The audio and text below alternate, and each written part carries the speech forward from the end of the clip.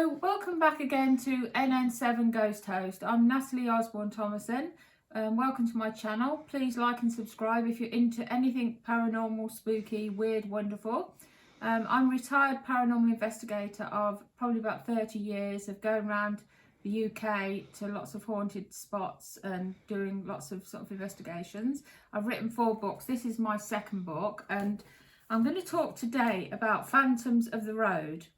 Now, if you live in the UK, there's so many old roads. Some of them go back to Roman times. The original road there was Roman, like the A5 near my home. And a lot of people have contacted me over the years saying they've seen things when they've been driving out and about. Now, for example, last month, just before Halloween, so it might have been a Halloween prank, I don't know.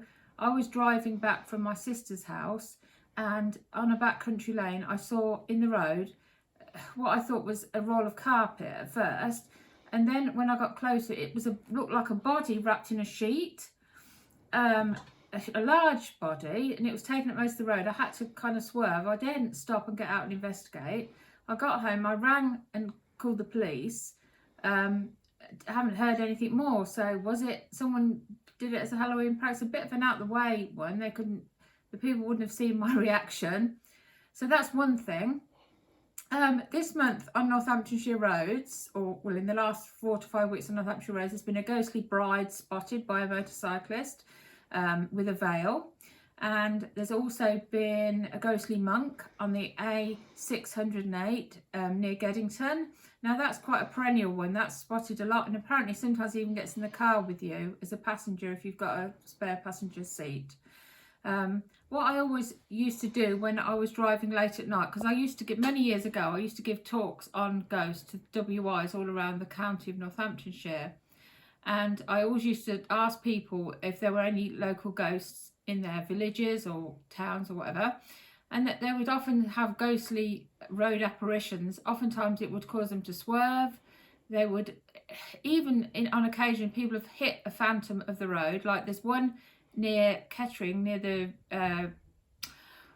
what's it called, the scrapyard near Kettering, and it's a gypsy woman with a shawl. She's been seen for over 100 years, and she runs out. People have actually hit her, called the police, and when the police come, there's nobody there. So these ghosts are a bit strange because some of them seem to have physical mass so that you can actually collide with them, or they seem so real that people actually swerve to have crashes, so there could be accident black spots.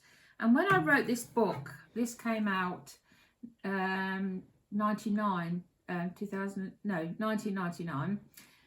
When I wrote this book, I uncovered 2 vicars that were going around the country exercising accident black spots because they thought the negative energy that was accumulated on that spot almost perpetuated more and more crashes.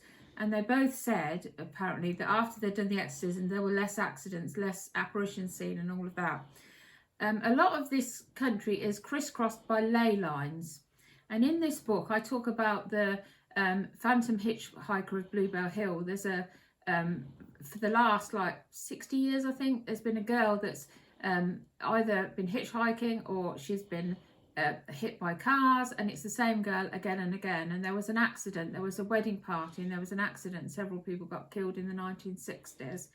So I think that's to do with that one. But yeah, Bluebell Hill is actually on a ley line, and ley energy lines crisscross the country, and wherever they are, there's more paranormal activity supposedly because of that residual energy that is released from the ley line. So I think this country is one of the most haunted countries in the world, and this country has got such folklore to do with roadside ghosts. Now, some of these could be recordings, that they're images and sounds trapped in the road from an incident. And on one occasion, about 3 years ago, my sister came up to see me for New Year's Eve, and on the way home, her and her, I can't remember which of her children she was with, they saw a woman all in white. She seemed to be acting very strangely, so they didn't dare stop.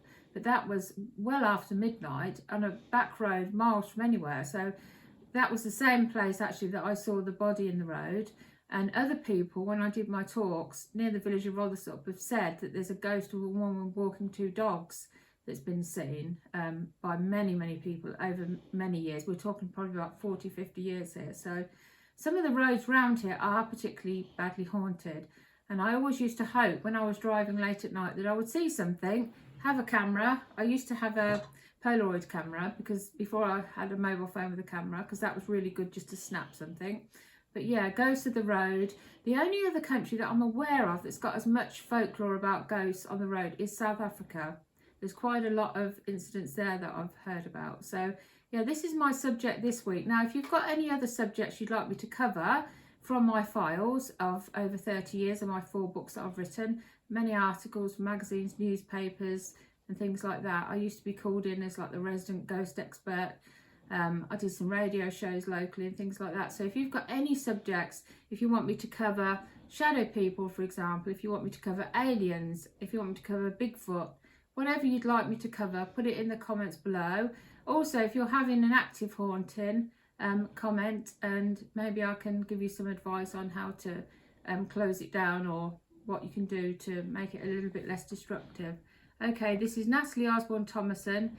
Oh, and by the way, I'm going to try to do, I haven't been on here for a few months because I had an operation, but I'm going to try to do a new video every week, film it on a Monday and try and get it out as quickly as possible. So I'm going to try to sort of cover every single thing I can on the paranormal that I've investigated over 30 years. So that's me finished for today. Thank you for watching. I hope you've enjoyed it. Like and subscribe. Tell your friends. Thank you.